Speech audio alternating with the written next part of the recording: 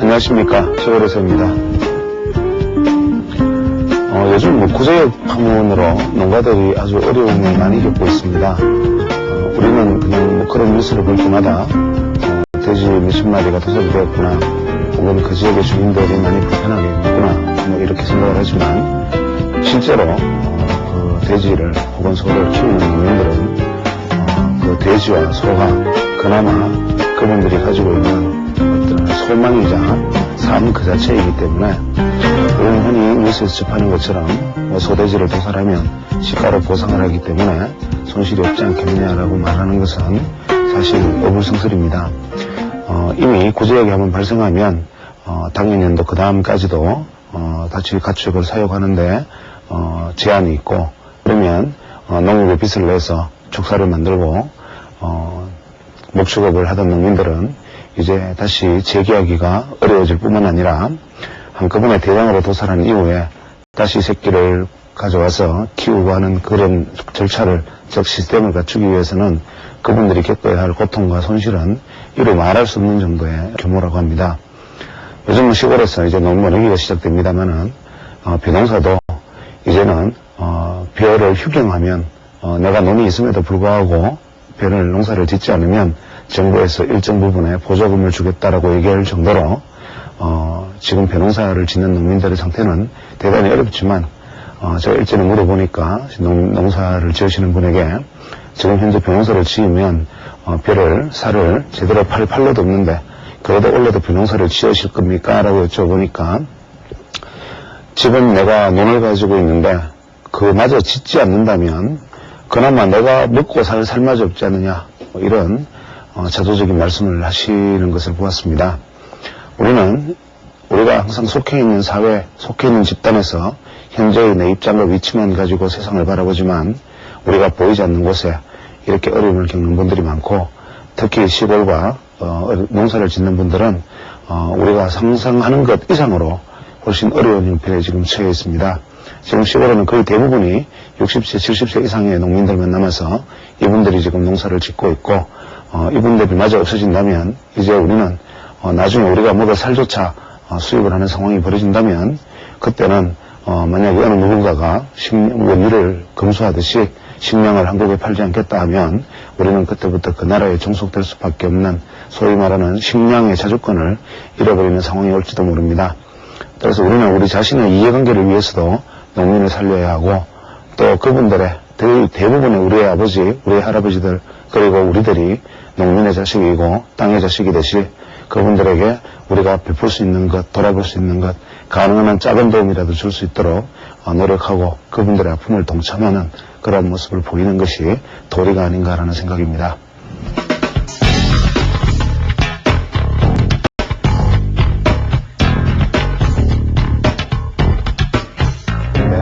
일단은 먼저 이번 주 시장을 돌아보면 우리 현재 시장의 국면에 대해서 한번 생각을 해보죠.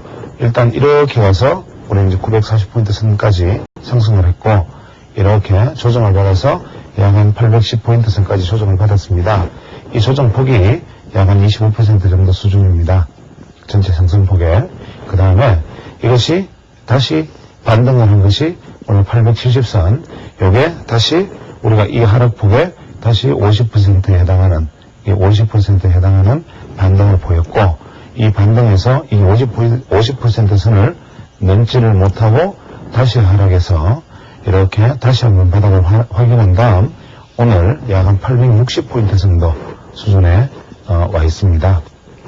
자, 이쯤에서 우리가 대응이 어떻게 될 것인가를 생각해 보면, 현재 이 국면에서 우리 투자자들이, 이제 다음 주까지 투자자들이 생각해야 되는 몇 가지 논점을 한번 생각해 보겠습니다. 일단 매수 차익 거래 잔고입니다.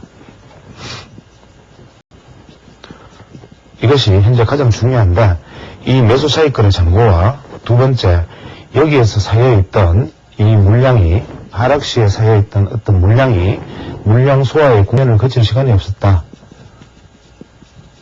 물량 소화의 기간이 적었다는 점, 즉 소화 기간이 적다. 이 문제가 있고, 세 번째로는 아직까지도 삼성전자라든지 그 이외에 각종 대표주에 대한 어떤 외국인들의 어떤 형태가, 외인들의 형태가 아직까지도 셋업되어 있지 않다. 즉 어떠한 변화를 보일지 모른다. 단순하게 예를 들어서 워버그가 일단 대량 매도를 했다가 매도량이 줄었다가 오늘은 오히려 소폭 매수를 하는 모습을 보였고, 이러한 어떤 오락가락하는 모습들에서 외국인들의 어떤 매매 형태가 과연 어떠한 전략으로 갈 것인지에 대한 예측이 다소 어렵다. 이러한 세 가지 문제가 있는데, 우리는 사실 어떤 이러한 부분들을 시장의 수급을 생각해가지고 논리적으로 끼워 맞춰서 시장을 대응하는 것은 아니기 때문에 우리는 현재 우리가 생각할 수 있는 이 두 가지 문제를 한번 생각을 해보겠습니다. 먼저 이 매수 차익거래 잔고가 계속 1조 원을 오르내리고 있는데, 문제는 이 매수 차익거래 잔고가 2월 되면서 넘어온 것이 지금 12월부터 시작해서 무려 6개월간입니다. 지금 5월이니까 약 5개월간 매수 차익거래 잔고 중에서 실제로 거의 대부분을 차지하고 있는 우리가 시장 베이시스 0.2포인트에서 0.4포인트 수준에서 들어온 매수 차익거래 잔고가, 물론 옵션 만기일을 몇 차례 거치면서 옵션 연계 매물로 청산하기도 하고, 반대로 옵션 연계로 들어왔던 것이 선물 연계로 또 바뀌기도 하고 하면서 이 안에서 어떠한 변화를 거쳤는지 아는 사람은 아마 운용 당사자도 잘 모를 것입니다. 그러나 우리가 주식을 살 때 5,000원에 주식을 사고 5,200원에 주식을 사고 또 중간에 5,300원에 팔았다가 5,400원에 도로 사고 하다 보면 그 당시에 5,200원에 샀던 주식이 남아있는 부분이 일부 있고, 또 새로 사서 팔았던 주식이 들고 나오고 했던 것이 남아있는 것처럼 이 매수 차익거래 잔고의 최소 약 50% 이상은 이 베이스가 좁을 때 들어온 매수 차익거래 잔고 물량입니다. 그러면 지난번에 제가 말씀드렸지만 실제로 이 매수 차익거래 잔고가 지속적으로 과다한 상태에서 계속 청산했다가 늘어나는 것은 괜찮지만, 지속적으로 청산되지 못한 상태로 길게 계속 끌고 가는 것은, 이것은 일단은 우리가 기회비용, 즉 보유에 따른 기회비용의 손실과 우리가 금리 차라든지 어떤 운용비용이라든지 이런 것을 감안하면 사실 이 매수 차익 거래를 운용하고 있는 사람의 입장에서 상당히 답답한 일이 될 것입니다.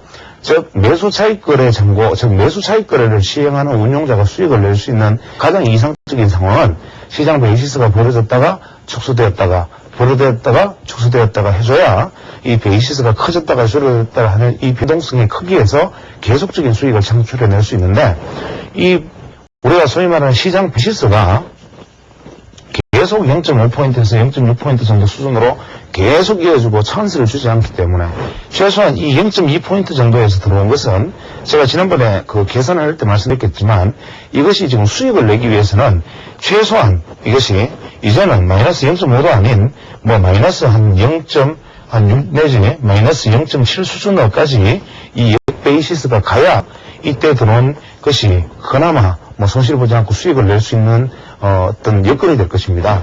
그런데 이 기관 투자자들이 도대체가 이 매수 차익거래 잔고를 청산할 기회를 잡지를 못하고 있는데, 이것의 가장 큰 결정적인 이유는 바로 외인 때문입니다.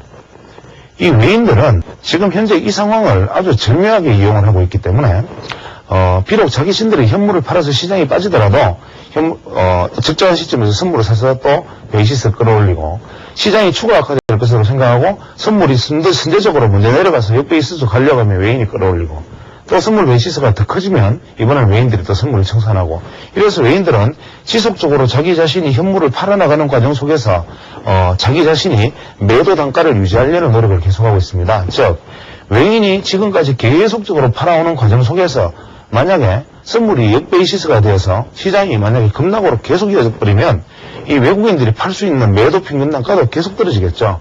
그래서 이 매수 차익거래 잔고 청산을 의도적으로 막은 것처럼 보입니다. 그래서 이 외국인들이 어떤 면에서는 외국인들이 본격적인 매수로 돌아서는 시점은 우리가 반대로 생각할 수 있습니다. 내가 물건을 팔고 싶을 때는 가능한 한 비싼 값에서 팔아야 되기 때문에 이 매수 차익거래 잔고 청산이 이루어지려는 뚝을 막지만 만약에 내가 다시 현물 매수로 돌아서려고 들면 오히려 뚝이 터져서 쏟아지는 것을 저가에 많이 받아내는 것이 유리하다. 그래서 저는 외국인들 지금 현재 매수를 한다 안 한다, 오늘 같은 경우에는 외국인들이 모처럼 1,000억 이상 순매수를 했습니다만은 외국인들의 매수가 기조적이다 일시적이다. 이러한 것들로서 논쟁들이 지금 많이 벌어지고 있죠. 뭐 외국인들이 주식 매도 자금을 본국으로 보내지 않았기 때문에 곧 다시 살 것이다. 혹은 현재 한국 시장에서 외국인들이 파는 이유는 뭐 이머징 마켓에서 비율이 어떻게 했다. 혹은 미국에서 펀드가 뭐 어떻게 순유입이 되었다라고 말하지만 그냥 쉽게 생각해서 내가 산 주식이 2배 올랐는데 안 팔면 그것은 정상적인 운용자가 아닙니다. 그럼 외국인 입장에서는 당연히 살 자리에서 사서 팔 자리에서 파는 건데 문제는 살 자리에서도 팔고 더 살 자리에서도 팔고 더 살 자리에서도 팔았다가 남이 팔까 말까 할 자리쯤 되어서 대거 들어온 기관 투자자. 이 기관 투자자들은 또 자신있게 자신의 어떤 물량을 확대하는 공격적인 전략보다는 매수 차익 거래 잔고에 의존한 투자들 계속 올렸다 줄였다 하고 그 이외의 기관 투자자의 물량은 사실은 뭐 연기금 펀드 뭐 이러한 것들 기껏해야 이 지점에서 개인 투자자들이 이제 돈이 많이 들어와서 뭐 기관들의 어떤 운용 물량이 닿지만 그러면 기관 투자자들은 여기서 아직까지 이익을 내면 아직은 왜 이익을 내면 안 되느냐 요거도 벌었는데 대량의 물량을 가진 사람들은 자기가 팔기 시작하면 시장이 이렇게 떨어지기 때문에 결국 자기가 이렇게 끌어올려서 이렇게 판다면 그것은 이익이 아니라 손실입니다. 따라서 외국인은 당연히 이점에서 팔고 싶어질 거고 이렇게 팔아나가고 기관들은 아직도 더 올라야 되니까 이 양세력이 지금 충돌하고 있습니다. 그래서 외국인 입장에서 이 매수 차익 거래 잔고 청산을 어떻게든지 시도하려면 또 기관 입장에서는 이것을 시장을 안 떨어뜨리고 이것을 청산하려면 방법은 하나밖에 없다. 즉 이제 다음 지금 우리가 벌써 지금은 의식해야 됩니다. 아마 언론에서 이번 주말이 넘어가면 이 문제에 대해서 이제 슬슬 이 문제에 대한 어떤 뭐 이야기들이 나오기 시작할 텐데 이번 6월물은 이제 6월물 선물 만기이자 일단 옵션 만기이죠. 그 다음에 개별 옵션까지. 그러면 이번에는 6월 둘째 목요일은 우리가 다시 경험하는 트리플 위칭 데이를 맞이하게 되니까 이번 주가 지나고 나면 불과 뭐 2, 3주 정도의 시간이 남게 되는데 이때 이 안에서 현재 선물 매수 차익 거래 잔고 물량 그 다음에 신규 이번에 새로 설정되었을 것으로 보는 옵션 연계 물량 이것은 현재로서는 별로 많지 않지만 아직은 시간 가치가 충분히 많이 확대되는 시기니까 많이 들어오진 않았습니다만은 이번 주 다음 주 중반전부터 공격적으로 유입될 수 있는 어떤 옵션 연계 어떤 물량들 이러한 물량들이 지금 현재 시장을 다시 한 번 더 잠재적인 위협을 빠뜨릴 텐데 이것을 극복하는 방법은 하나밖에 없습니다. 즉 선물가가 하락을 해서 매수적 거래 잔고라는 것이 원래 청산이 되는 것인데 실제로는 뭐 이러한 경우에도 청산이 가능하지요. 현물가도 이렇게 오르는데 선물가는 이런 속도로 오른다면 실제로 시장은 상승을 하지만 역베이시스에 의한 청산 물량이 발생할 수 있습니다. 그러면 우리가 시장이 청산되면서도 상승하는 방법은 현물이 이 물량을 받아내면서 선물보다 더 많이 올라가고 선물은 향후 시장이 더 오르지 않을 것으로 예측하는 매도자들이 등장을 해줘야 되는데 현재 시장의 구조는 현물이 오르면 선물이 같이 올라버리고 혹은 선물이 당겨 올리면 현물이 같이 가고 서로가 눈치를 보기 때문에 이 베이시스 차이를 만들어내는 것이 가능하니까 어떤 시점인가 다음 주쯤 중반쯤에는 이렇게 선물이 역베이시스로 가도록 하기 위한 어떤 주체의 시도가 분명히 나타날 것이다. 그래서 다음 주 정도에는 이 차익거래 잔고 청산이 시도가 생길 것인데 이것은 당장 어디에서 나타나느냐 하면 이번 주 내내 시장 베이시스를 살펴보면 이번 주 어제 오늘 시장이 상당폭 미국 시장의 영향 즉 미국이 거의 역사적 반등을 했기 때문에 여기에 따른 어떤 시장의 어떤 그 반응들이 있을 텐데 실제로 미국 시장이 많이 상승을 했음에도 불구하고 보통 만약에 시장이 상승으로 간다면 선물 거래자들이 먼저 시장에 이 생각을 반영시킵니다. 즉 선물 거래자들은 현물 거래자들보다 먼저 이론상 앞을 내다보고 투자하는 것이기 때문에 시장이 이끌어 나가야 되는데 선물이 실제로 현물이 이끌어 나가는 속도가 선물이 이끌어 나가는 속도를 보면 이 베이시스는 이제 축소 포지션으로 들어서고 있다는 것을 이번 주 내내 느끼게 해주고 있습니다. 이번 주에 주초에 일단 한때 백오데이션까지 종가에 갔다가 월요일날 미국 시초가의 어떤 미국 시장의 급등으로 인해서 다행히 바로 정베이시스가 다시 되돌아서긴 했지만 이번 주 내내 사실 최대 0.4에서 0.5포인트의 베이시스를 넘어서지 못하는 모습입니다. 그래서 아무리 미국 시장이 급등을 해서 하더라도 이 베이시스가 넘어서지 못한다는 얘기는 뭐냐면 현물 거래자들보다는 선물 거래자들이 먼저 저항을 의식하고 있거나 시장이 이어서 바로 상승하기에는 많은 부담을 가지고 있다라고 생각을 하고 있는 것이지요. 그래서 이러한 어떤 베이시스 축소 움직임이 어떻게 될 것이냐가 현재 우리가 정고점에 해당하는 870포인트를 돌파하느냐 아니냐에 달려 있는데 이 부담이 생각보다는 그렇게 만만한 부담은 아닙니다. 다만 미국 시장이 일단 단기적으로 바닥을 확인하고 추세를 일단 단기 전환을 하였기 때문에 미국 시장에 기대는 어떤 안정심리들이 동시에 작용을 하면서 시장 방향을 쉽게 예측할 수 없게 만드는데 현재 시장이 이렇게 왔다면 우리가 주식 투자의 ABC를 한번 생각을 해보겠습니다. 주식 투자는 언제 하느냐? 지난주에 그런 얘기를 드렸는데 같은 관점에서 시장이 이렇게 오면 자 지금 좀 떨어지고 있으면 여러분 어떻게 하십니까? 여기서 상승폭 대비 조정폭이 몇 퍼센트가 나왔으니까 나는 여기서 사겠다 매수 주문 들어가는 분, 또 이렇게 떨어지면 이점에서 추가 매수를 하겠다 매수 주문 들어가는 분, 그 이외에는 반등을 하면 여기서 반등하는 것을 꼬리를 돌리는 걸 보고 매수를 하겠다는 분, 또 어떤 분은 꼬리 돌려서 더 내려와서 이것을 끝나 안 끝나 돌파하나 안 하나 보고 들어가겠다는 분, 또 이 시점에서 사는 분, 여기서 사는 분 다 다양할 겁니다. 의사 판단의 결정은. 그런데 제가 이번 월요일 날 제가 이제 지인들 아는 분들과 주변에 친한 분들과 같이 식사를 하면서 몇 가지 이제 저에게 질문을 하시길래 제가 말씀을 드렸던 게 뭐냐면 주식 투자를 그때 이분들이 저한테 질문하신 게 뭐냐면 이제 지표가 어떻기 때문에 시장이 어떻게 될 것이냐, 내일부터 시장을 그러면 내가 사도 되겠느냐, 이런 얘기들 하셨는데 우리가 한번 생각을 해보겠습니다. 주식 투자를 해야 하는 국면과 하지 않아야 하는 국면은 예를 들어서 이만큼 가서 이렇게 떨어져서 이렇게 가서 이렇게 와서 지금 여기에 있는데 이쯤에서는 어떤 의사결정을 내려야 되느냐. 예를 들어서 여기에서 매수를 하는 분은 매수에 근거가 있겠죠.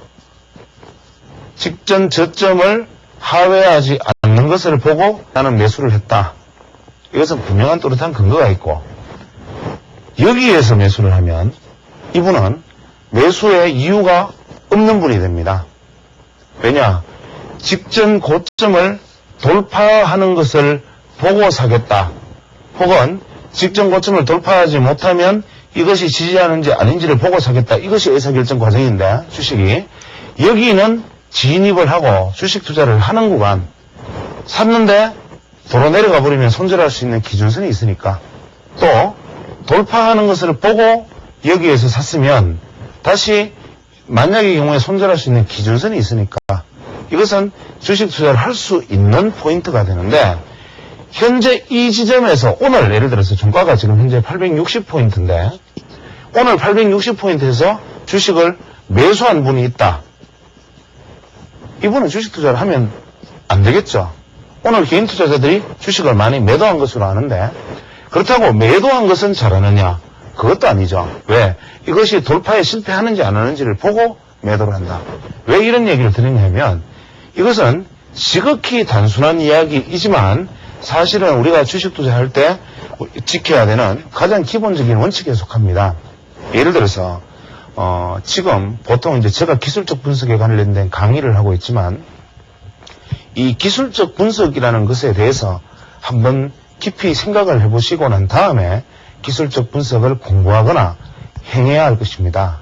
저는 제가 잠시 사적인 이야기를 드리면 한참 공부를 많이 할 때 참 공부를 많이 했다라고 생각을 하는데, 심지어는 어느 정도였느냐 하면 이 기존 나와 있는 어떤 이론들을 이제 달달 외우다시피 하고 난 다음에 이걸 적용해보고 안 된다는 것도 깨달은 다음에 그렇다면 새로운 무엇인가가 필요하다 하는 생각 때문에 허구한 날 이제 어떻게 하면 이렇게 될 것인가 해서 지난 과거 10년간 한국 주식시장에서 요런 조건에서는 주가가 오르고 이런 조건에서는 떨어지더라라는 공통분모를 찾기 위한 노력을 한때 굉장히 한 적이 있습니다. 즉 예를 들어서 이런 예를 들어보죠. 스타캐스틱이 골든크로스가 안 하고 RSI가 70이 되는 조건에서 ADX가 우상향의 30을 넘는 조건에 이러한 조건에 볼린드 밴드에 중심선을 지지했다 이런 어떤 말도 안 되는 조건이 있다고 가정하고 그러한 조건에 충족했을 경우에 과거 사례에서 올랐나 안 올랐나를 조사를 해보는 거죠. 이러한 어떤 기상천외한 일을 많이 해봤는데 심지어는 봉길이 대비 몇 %의 하락이 있을 때는 그 다음 봉에는 어떻게 나오나 심지어는 고가가 양봉으로 봉이 마루보즈로 끝났을 때 이것이 반드시 새로운 고가가 언제 형성이 꼭 되느냐 안 되느냐 이런 것까지 조사를 해본 적이 있는데 그때 심지어는 자다가도 벌떡 일어난 적이 있습니다. 자다가도 무릎을 치면서 그렇구나 갑자기 아까 자기 전에 생각했던 부분에 정답을 얻지 못했는데 지금 자다가 꿈에 얼핏 생각해 보니까 이 조건이면 이거 주식 오르는 거 아닌가. 그래서 자다가 일어나 컴퓨터 켜가지고 지난 차트 그래프 대입해서 10년간의 주가 분석을 해보면 실제로 90% 이상 이 조건이면 예전에 올랐다 이러한 어떤 조건을 찾아내는 경우가 굉장히 많았습니다. 워낙 많이 이제 생각하고 그거를 들여다보다 보니까 이러한 상황, 골든크로스가 이렇게 나고 이렇게 되는 경우, 추세가 이렇게 되었을 때 이것을 무너뜨리면, 봉이 어떻게 겹치면, 이러한 조건에서는 어떻게 되나, 아마 많이 하실 거라고 생각합니다. 이것을, 정말, 길 가다가도 생각나면 종이에 적어서 가서 얼른 컴퓨터 확인해보고, 이러한 과정들을 무수하게 겪어보면, 그 중에는 실제로 지난 10년간, 혹은 지난 5년간 주식시장에서 이 조건에, 방금 내가 찾아낸 이 조건에서는 90% 이상 오르고, 그나마 10%도 보합이면 보합이다. 드디어 이 방법으로는 이제 재패다. 이것으로서 주식시장은 이제 내가 주식시장에 경제에 이르는 데 성공했고, 앞으로 나는 백전백승이다. 이렇게 생각을 하고, 그 다음날부터 적용을 해보면, 희한하게도 50%밖에 맞지를 않습니다. 또 어떤 골든크로스를 희한하게 예를 들어서 2일선과 18일선이 골든크로스를 내고 양봉이 봉이 2일선 위를 돌파를 하고 어떠한 조건이 어떻게 되고 했으면 오르더라 이러한 것을 찾아내고 또 실제로 과거를 적용해보면 90% 이상이 맞는데 그 다음날부터 이 조건으로 투자를 해보면 그 다음날부터는 또 50%밖에 맞지 않더라. 지금 제가 말씀드리는 것이 농담처럼 들리신다면 이 주식 투자에서 가시는 길을 바꿔야 됩니다.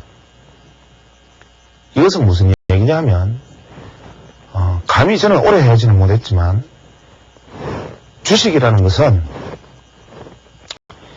그 주식 시장에 참여하는 사람들이 100년 전, 200년 전, 50년 전, 10년 전, 5년 전의 사람들은 다 바뀌었지요. 우리가 산은 저기 있고 강이 여기 흐르는데 사람만이 바뀌었구나. 이런 두부의 시도 있지 않습니까? 그것처럼 주식 시장은 예로부터 미국이면 이미 100년 전부터 한국 시장도 60몇 년부터 지금까지 존재해 왔는데 거기에 참여하는 사람은 계속 바뀌었고 60년대에 주식하던 분은 재건하자는 생각을 가진 분들이고 70년대는 새마을 운동을 하시던 분들이고 80년대는 반독재를 하시던 분들이고 90년대는 민주화를 하던 분들이고 2000년대에는 각자 내 잘 먹고 대잘 살자는 주의를 가진 분들이 들어와 있습니다.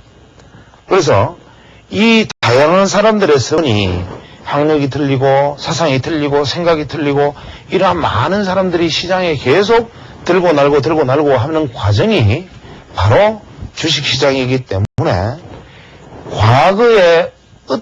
과거 역사상의 어떠한 공통분모도 이것은 절대로 이후에도 같은 결과를 내주지 않는다라는 데 저는 결론을 도달을 했는데, 그래서 주식시장은 이것은 살아 움직이는 생물이다.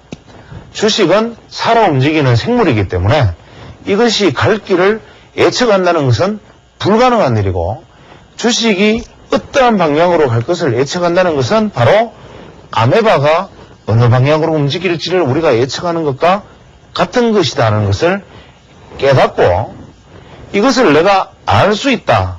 공부를 해서 더 뚫을 수 있고, 공부를 해서 오를지 내릴지를 맞추겠다라는 이 발상을 완전히 전환하고 버리지 않는 한 영원히 이 주식시장에서 에너지를 소모하고 손실을 입고 내 삶은 피폐해질 것입니다. 이것은 먼저 여기에 참여해본 어떤 사회적 선배로서 이런 얘기를 드릴 수도 있고, 혹은 이름 석자 걸고 TV에 나오는 사람이 아무래도 일반인보다는 좀 더 잘하겠지라는 관점에서 보셔도 좋은데, 어쨌거나 간에 이것은 반드시 망상이다. 제가 어제 T증권 사이트에서 무슨 바다 이런 이름이 들어간 요즘 유행하는 SMS 서비스를 하는 사람의 어떤 글을 보았습니다. 그 글에 뭐라고 적혀 있느냐 하면, 내가 종목을 사라고 하면 그 시점부터 그 주식은 오를 것이고, 내가 사라고 하는 그 종목은 그 시점부터 오르는 종목을 내가 추천할 것이고, 내가 추천을 하면 그 다음 날부터 시장은 오르고 내리고 하는 것은 내가 맞춰줄 수 있으니까 나한테 돈 내고 이거 들어라, 이런 얘기를 합니다. 이건 벌건 사기꾼이죠.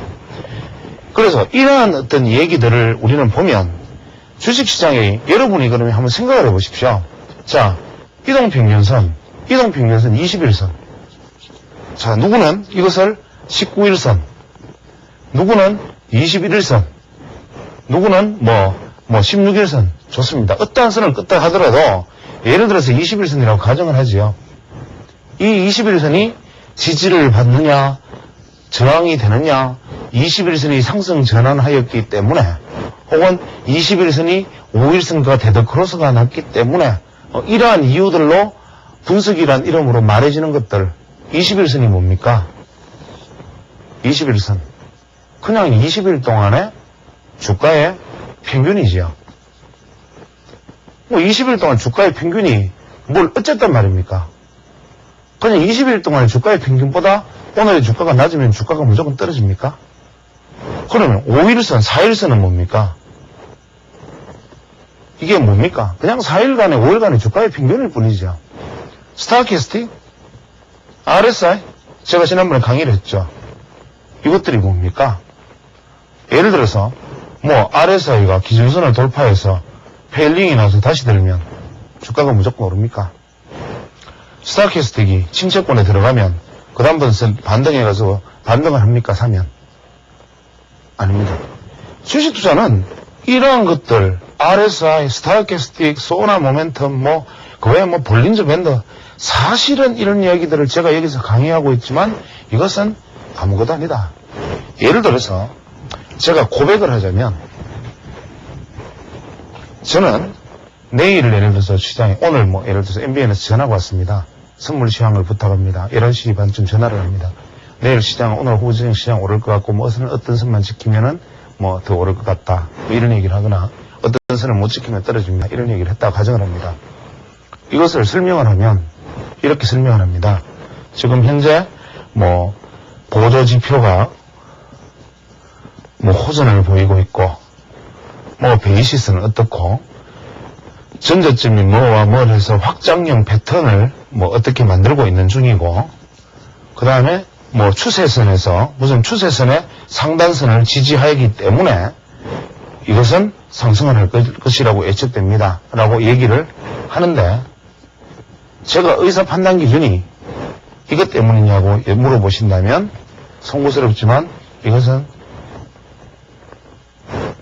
거짓말입니다. 뭐냐면 그냥 시장이 오를 것 같다, 떨어질 것 같다, 혹은 더 어떻게 나빠질 것 같다, 좋아질 것 같다라는 것은 사실은 감각이죠. 그냥 제가 봐서 시장이 제 느낌에는 이미 이 종목은 예를 들어 어떤 종목을 추천한다고 가정하면 이 종목은 여기서 사면 더 오를 것 같다, 이 종목은 여기서 더 오르지 못하고 떨어질 것 같다는 판단은 이미 머릿속에 내려놓고 판단을 오른다고 만약에 판단을 했다면 이것을 설명하는데 예를 들어서 RSI 지표가 어떻고 스타캐스틱 지표가 어떻고 그 다음에 성물 베이시스는 어떠하고 현재 이런 식으로 여기에 맞는 이론을 갖다 붙이는 것이죠. 그럼 주식 투자는 도대체 기술적 분석이라고 강의하고 당신이 보조지표도 얘기한 적이 있지 않느냐? 선물 그렇게 목소리 높여서 실컷 설명하고 지금은 소용없다 그러면 어떡하느냐? 이것은 어떻게 보면 필요악이기 때문입니다. 우리가 주식시장에서는 예리한 어떤 판단력과 날카로운 어떤 대응력을 길러나가는 것만이 필요한 것이고, 다만 시장은 제가 한 가지 분명하게 말씀드리면 시장은 수평의 개념으로 보느냐, 수직의 개념으로 보느냐, 사선의 개념으로 보느냐의 관점이 가장 중요한데, 우리가 시장에서 한번 생각을 해보시죠. 보통 전문가들이 TV에 나와서 이야기를 하면 추세선을 쫙 그립니다. 폼나게. 또 여기서 또 이 추세선이 붕괴되었으니까 이번에는 이 지지선을 추세선을 이렇게 그리고, 이번에는 상단 추세선을 돌파했기 때문에 주가가 더 좋을 것 같으니까 이제부터 주식을 사십시오, 이렇게 얘기합니다. 주가가 도대체 오르고 내리고 하면 1,000원이 되고 500원이 되면 시간축만 정지시켜 놓으면 주가는 어떻게 오릅니까? 아래 위로 수직으로 오르고 있습니다.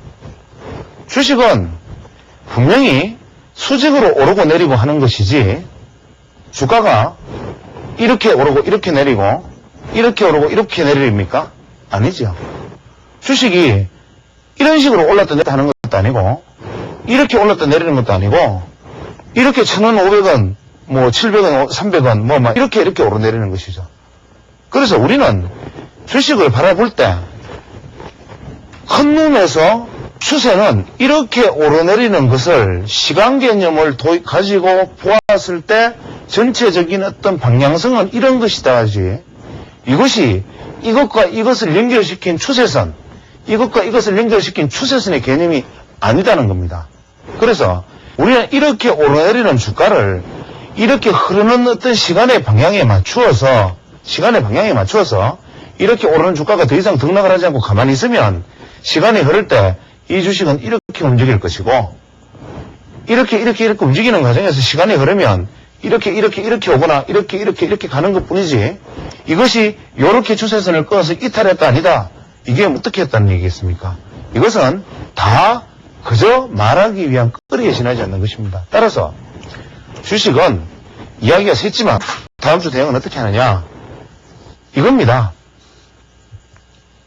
여기 와 있으면 여기를 돌파해 나가면 한번 사보고, 돌파했는데도 불구하고 되돌아 들어가면 여기서는 되팔고, 지지하고 더 올라가면 더 강력하게 사고, 만약에 못 가고 이 시점에서 돌파 안 하면 안 사고 떨어질 때까지 지켜보다가 어떤 선인가 다시 만들어서 돌파해 나가면, 이번엔 이걸 돌파해 나가면, 혹은 돌파했던 선을 돌파해 나가면 사는 것이고, 이 선을 이탈하면 그냥 내 장고에 전 종목 제로로 만들어 놓고 기다렸다가 다음에 이것이 되돌아 들어올 때 사는 것, 이것이 주식 투자 아닙니까? 그러면 우리는 가격을 가지고 수평적으로 얼마에 사고 얼마에 팔고 얼마에 사고 얼마에 팔고 하는 이 수평적 가격 개념으로 시장을 바라봐야 되는데, ul측이 전문가들 얘기를 듣고 자꾸 추세선의 개념으로 시장을 바라보고 이 추세선 하다 보니까 맨날 다치고 깨집니다. 그래서 다음 주 시장에 대한 전망을 이대로 요약을 하면 현재 우리가 이 국면에 있는데 이 국면을 돌파해야 사고 이 국면을 이탈하면 팔고 다만 현재 여기 단기적으로 악성 매물이 잠복해 있는데 이것이 폭포형으로 쏟아져 버렸던 이 부분에서는 매물이 쌓여 있기 때문에 이 매물을 소화하는 기간이 최소한 길어서 이렇게 한번 매물을 틀어주고 되돌아갔다면 이것을 돌파하기가 상당히 쉬운데 현재 이 상태에서 만약에 바로 돌파한다면 여기에 있던 매물들은 자석에서 끌어당길 것입니다. 우리가 보통 매물대라고 말하는 것도 가장 거래가 많이 된 매물대 차트 이게 저항이라고 생각을 하지만 이렇게 돌파한 다음에 이것이 자석이 돼서 끌어내리는 것이 매물대이기 때문에 이러한 어떤 수평적 개념의 매물대를 바라보면 안 되지요. 매물대는 수직의 개념으로 다시 바라봐야 되는 것이죠. 그래서 우리는 주식을 바라볼 때 이것을 보는 눈은 그냥 단순하게 가격의 개념으로 바라봐야 됩니다. 오늘까지 제가 그 시장 대응에 대한 얘기를 다소 원론적인 얘기들을 지난 2주간 이끌어갔는데 이제 다음 주부터는 다시 기술적 분석에 가는 것을 이제는 시간을 많이 늘려잡고 짧은 시간에 해나가면서 이 강좌를 조만간에 빨리 마무리 짓도록 하겠습니다.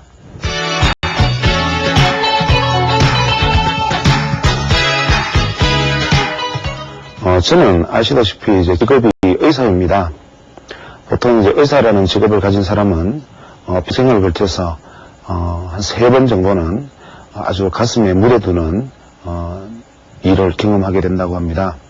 저 역시 이제 별로 오래지 않았지만 한두 번에 아주 가슴 속에 깊이 묻어두고 도저히 꺼낼 수 없는 상처를 가지고 있는 부분이 있는데 그 일은 제가 의과대학을 갓 졸업하고 이제 인턴 임용이 되던 시기 짧은 공백기 동안에 일어났던 일입니다. 보통 의과대학을 졸업하고 의사국가고시를 합격해서 의사 면허증이 나오면 지금은 어떤지 모르겠습니다만은 한 10여 년 전만 해도 군의관 1차 임용과 2차 임용 사이에 갭이 있어서 몇 달간의 공백기를 가지는 사람이 있었는데 저도 그 공백기 동안에 시골의 어떤 모 종합병원에서 응급실을 담당하는 당직 근무자의 역할을 했던 적이 있습니다. 그때 제가 잊을 수 없던 분이 교통사고가 나서 밤 12시경에 응급실에 급히 실려 들어왔던 환자분이셨는데 이분이 응급실에 실려 들어왔을 때 가슴을 쥐고 숨이 차다는 표시를 하면서 얼굴은 잿빛이 되어서 거의 얼굴 색깔이 핏기를 찾아볼 수 없을 정도로 검은 상태에서 자기 가슴을 움켜쥐면서 괴로움을 호소하는 분이었습니다. 저는 그때 그 환자를 보는 순간 이분은 우리가 흔히 외상에 의해서 발생할 수 있는 폐기흉이나 폐혈흉이 발생을 했다라고 생각을 했는데 의학 교육을 받으면서 의과대학에서 사례로 교과서에서 보거나 혹은 저희 선생님에게 배웠던 이야기를 떠올려서 이분이 폐기흉이나 폐혈흉이라면 가슴 속에 신속히 구멍을 뚫고 가슴 안에 호스만 넣어주고 즉 바깥쪽으로 공기가 통할 수 있게 가슴에 구멍만 내어주면 살 수 있는 환자라는 생각이 직감적으로 들었습니다. 그런데 말은 이제 가슴에 구멍을 뚫는 일이라고 말씀드리지만 실제로 가슴에 구멍을 뚫어서 호스를 넣는 일은 흉부외과 전문의가 시행할 수 있는 흉관 삽입술이고 저처럼 그 당시에 저처럼 의과대학을 갓 졸업한 갓 전례기 의사 따위가 할 수 있는 일은 언감생심 불가능한 일이긴 하지만 그때 저는 순간적으로 그 환자를 두고 많은 갈등을 했던 기억이 있습니다. 지금 나는 여기에 이 환자에게 흉관삭관술을 할 수 있는 능력도 없고 이 환자를 흉관삭관술을 시행을 한다고 해서 성공을 할 자신도 없지만 이 환자가 흉관삭관술을 하지 않으면 이 환자는 무조건 사망할 수밖에 없다. 시간은 5분 정도에서 길어야 10분 정도로밖에 보이지 않는데 이 짧은 순간에 내가 빨리 판단하지 않으면 이 환자는 어쩌면 이대로 죽을지 모른다. 그래서 그 짧은 5분간에서 10분간의 시간이 저는 약 5년이나 10년 이상의 긴 시간으로 느껴졌었는데 그 긴 시간 동안 제가 고민한 끝에 결국은 그분에게 흉관삭관술을 시행하지 못했던 일이 있습니다.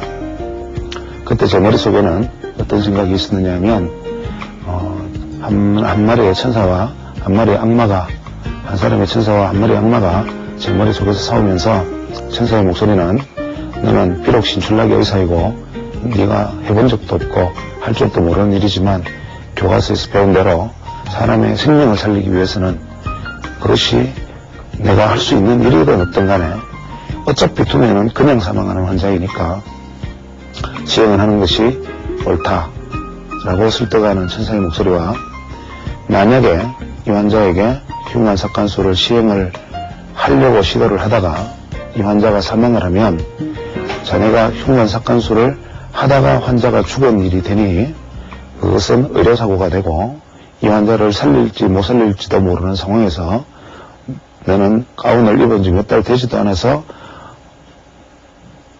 의사로서의 인생이 끝나버릴지도 모른다 라는 두 가지 목소리가 저를 괴롭혔는데, 저는 그때 법률의 편, 소위 말하는 안전의 편에 서고 말았습니다. 그로부터 그 환자는 5분 정도 후에 숨을 거두었고 10년 세월이 지났지만 아직 그분의 얼굴과 이름, 그분의 어떤 용물, 그분이 마지막에 사망 직전에 자기 자신을 쥐어뜯으면서 괴로워하던 모습들이 제 가슴 속에 아직도 선연하게 남았는데, 이러한 일들에 대해서 이러한 일들이 살면서 어디 일만 있겠습니까? 그런데 이 일이 지나고 얼마 하지 않아서 뉴스위크 잡지에 비슷한 사례가 소개됐습니다. 평소에 선천성 기흉을 가졌던 환자가 비행기를 탔는데 비행기 안에서 기흉이 발생을 해서 쓰러졌는데, 마침 그 비행기에 동승했던 의사가 볼펜과 식칼로 가슴에 구멍을 내어줌으로 해서 생명을 건질 수 있었다는 기사가 뉴스위크에 그로부터 몇 주 후에 실렸는데, 저는 그때 그 뉴스를 보면서 나이프와 볼펜을 가지고도 생명 앞에서 용기를 낼 수 있었던 그 의사와 내가 해보지 못했던 일, 감히 저 따위가 할 수 있는 일이 아니라는 이유로 사람이 죽어가는 상황에서 산소 마스크만 들이대야 했던 저의 모습이 지금도 아직도 선연하게 가슴에 남아서 그것이 참 부끄러움으로 남습니다.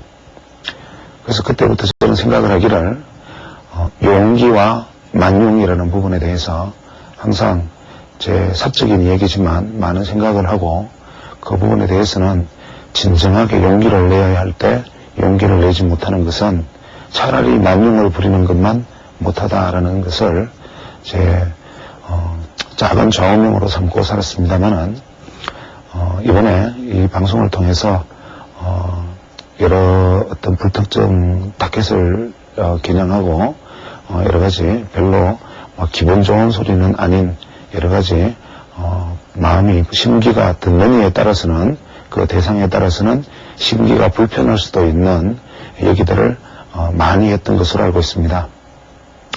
따라서 저는 이러한 얘기를 했던 과정들이 지금도 그것은 제가 용기이거나 만용이거나 간에 다행히 제가 어떤 경로를 통해서라도 이러한 매체를 통해서 목소리를 낼 수 있는 입장에 있는 투자자이기 때문에 대부분의 투자자들은, 혹은 대부분의 평범한 사람들은 자기가 생각하고 있는 것, 자기가 생각할 때 불합리하다고 생각되는 부분들에 대해서 어떠한 경로를 통해서도 하소연하거나 그것을 틀어놓거나 혹은 요구할 수 없는 것에 어떤 무력감을 느낄 텐데, 저는 어떤 계기로 이러한 매체를 통해서 말을 할 수 있는 입장에 있기 때문에 제가 그 말들을 대신하는 것이 옳은 일이다라고 생각을 했습니다.